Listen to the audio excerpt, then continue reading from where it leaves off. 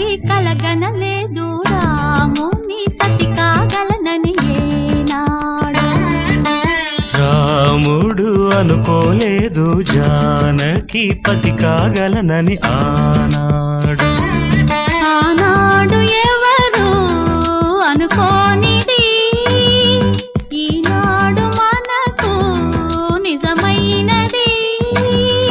ఆ రామాయణం మన జీవన పారాయణం. రాముడు అనుకోలేదు జానకి పతి కాగలనని ఆనాడు.